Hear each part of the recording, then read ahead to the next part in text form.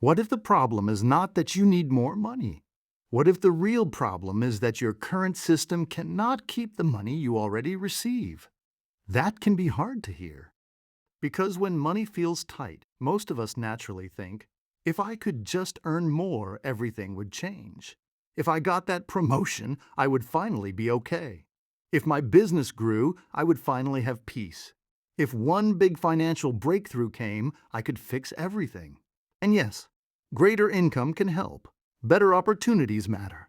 A new job, a business idea, a paid-off debt, or an unexpected provision can create real change.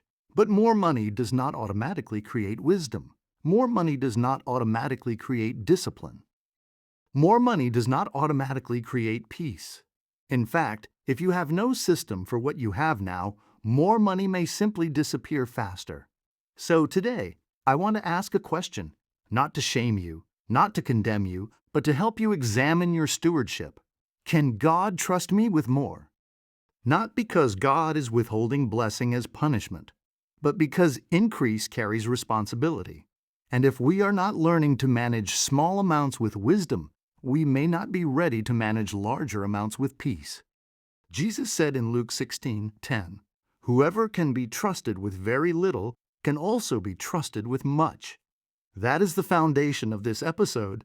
Before we ask God for more income, more opportunities, more business, more influence, or more wealth, we need to ask, what am I doing with what is already in my hands? The first truth, more money magnifies what is already there. Many people believe that a bigger income will solve every financial problem. But money does not automatically change your habits. It magnifies them. If you do not track spending with $1,000, you may not track it with $10,000. If you use spending to comfort yourself now, you may simply spend more when you earn more. If you are living to impress people at a lower income, you may build a more expensive image at a higher income. If you avoid bills now, more money may only create bigger bills, bigger obligations, and bigger pressure. This is why some people earn more every year but still feel broke. Their income changed, but their system did not. Their habits did not. Their identity did not. Their relationship with money did not.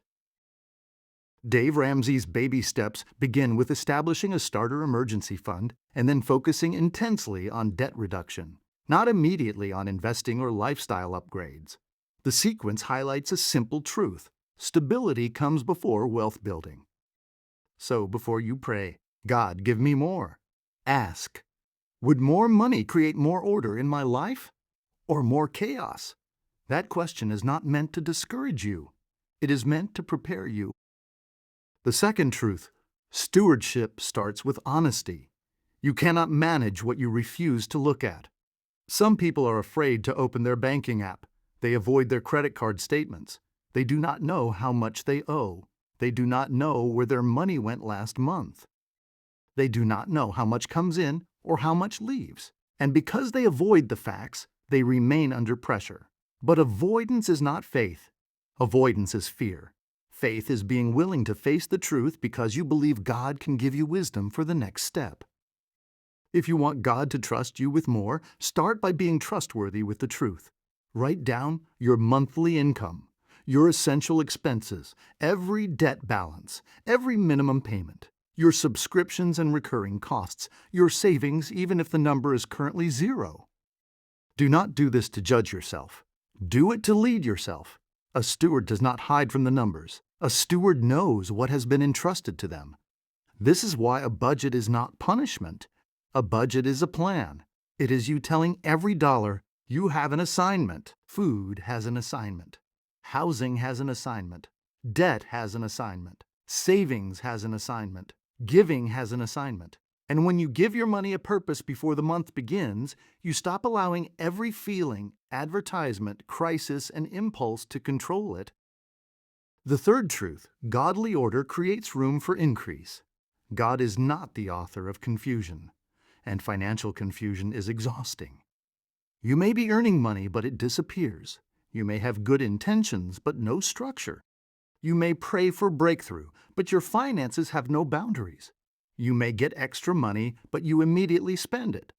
You may have a plan in your mind, but not on paper. This is where order becomes spiritual. Order does not mean you become obsessed with money. Order means you become faithful. Order means you stop allowing chaos to make your decisions. Order means you prepare for what you already know is coming. A birthday is not an emergency. Christmas is not an emergency. Annual insurance is not an emergency. School fees are not an emergency. Car maintenance is not an emergency. These may be large expenses, but if you know they are coming, they can become part of your plan. A true emergency is something unexpected, and that is why an emergency fund matters.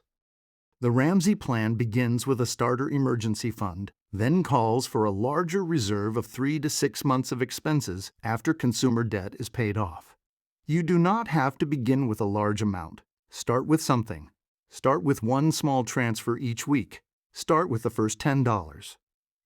Then the first $50. Then the first $100. The point is not to look impressive. The point is to create a new message in your mind. An emergency does not automatically have to become debt. That is stewardship. That is order. That is preparation. And preparation is not a lack of faith. It is wisdom. The fourth truth: God cannot trust what you keep sabotaging. Let's go deeper. Sometimes the issue is not the amount of money. Sometimes it is self-sabotage. You save for 3 months, then spend it on something you did not plan for. You make a debt payoff plan, then use the credit card again. You receive a bonus, a refund, or extra income, and it disappears before you even decide what it should do. You start strong, but you do not finish. And then you say, "I am just bad with money." But that is not a permanent identity. It is a pattern, and patterns can change. The question is, what keeps triggering the pattern? Do you spend when you are stressed? Do you spend when you feel rejected? Do you spend when you want to reward yourself? Do you spend because you compare your life to people online? Do you use money to feel powerful when life feels out of control? You cannot solve a pattern just by making a promise. You need a system. Remove saved card details from shopping apps. Set a 24 or 48-hour waiting rule for non-essential purchases. Unsubscribe from marketing emails.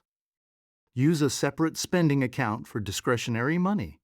Have a weekly money meeting with yourself or with your spouse if you are married. Put friction between yourself and the habit that keeps pulling you backward. You are not weak because you need boundaries. Boundaries are evidence of wisdom. The fifth truth: more is not the goal, capacity is. This is the heart of the episode. The goal is not simply to get more money. The goal is to develop the capacity to manage it. Capacity means you can hold more without losing your peace. You can receive more without increasing chaos. You can earn more without immediately expanding your lifestyle. You can lead a business without losing your integrity. You can create wealth without making it your God. You can give without fear. You can build without becoming proud. And capacity is built in the small decisions. When you keep a simple promise to save $20 this week, you build capacity. When you say no to an unplanned purchase, you build capacity. When you pay the smallest debt instead of avoiding it, you build capacity. When you track your spending for 1 month, you build capacity. When you tell the truth about your finances, you build capacity. When you make a wise decision even when nobody sees it, you build capacity. This is why the debt snowball can be helpful for some people. It orders debts from smallest balance to largest, with minimum payments on the others, so the first completed payoff creates visible momentum. Small wins do more than lower balances. They retrain your identity. You stop saying, "I always fail," and you begin saying, "I am someone who finishes. I am someone who follows through. I am someone who can manage money wisely." The sixth truth: increase should not turn you into a consumer. When God brings increase into your life, the first question should not be, "What can I buy?" Ask, "What is this increase meant to do?" Maybe part of it is for paying off debt. Maybe part is for building your emergency fund. Maybe part is for investing in a skill. Maybe part is for building a business. Maybe part is for giving. Maybe part is for providing for your family. Maybe part is for rest after a difficult season. But do not let every increase become lifestyle inflation. Do not let every bonus become a shopping trip. Do not let every raise become a new payment. Do not let every business profit become personal spending before the business is stable. A godly steward understands that not every dollar is meant for immediate consumption. Some money is seed, and seed must be planted if you want a harvest later. So the next time extra money comes in, pause before you touch it. Pray over it. Write down a plan. Then decide, what will I give? What will I save? What will I use to reduce debt? What will I invest in? What will I use for a necessary expense? That is how you stop reacting and start leading. The seventh truth: faithfulness with little is not little. Perhaps you are listening and thinking, this is good, but I do not have much. Maybe you are only trying to stretch your next paycheck. Maybe you are carrying debt. Maybe you are rebuilding after a financial mistake. Maybe your business is still small. Maybe you are waiting for one opportunity to change everything. Do not despise where you are. You do not have to start with abundance to practice stewardship. You can practice it at zero. You can practice it with $5. You can practice it with a small savings account. You can practice it by tracking your money. You can practice it by saying no. You can practice it by being grateful instead of comparing. You can practice it by giving what you can. You can practice it by learning a new skill. You can practice it by becoming more reliable, more disciplined, and more honest. God sees the small decisions. And small decisions become the kind of person who can handle more. So perhaps the question is not, why has God not given me more? Perhaps the better question is, who am I becoming with what I already have? Because wealth is not only a number. Wealth is responsibility. Wealth is character. Wealth is order. Wealth is discipline. Wealth is stewardship. And godly increase is not meant to make you more anxious, more proud, more distracted, or more consumed by possessions. It is meant to make you more useful, more generous, more stable, more capable of serving your family, your community, and God's purposes. So, if you are praying for more money, more opportunity, more clients, more business, more influence, or more provision, I want you to do something this week. Do not only pray for increase. Ask God to show you one system you need to build. Maybe it is a budget. Maybe it is a debt list. Maybe it is a savings transfer. Maybe it is deleting a shopping app. Maybe it is calling a creditor. Maybe it is starting a small emergency fund. Maybe it is learning a skill that can create more value.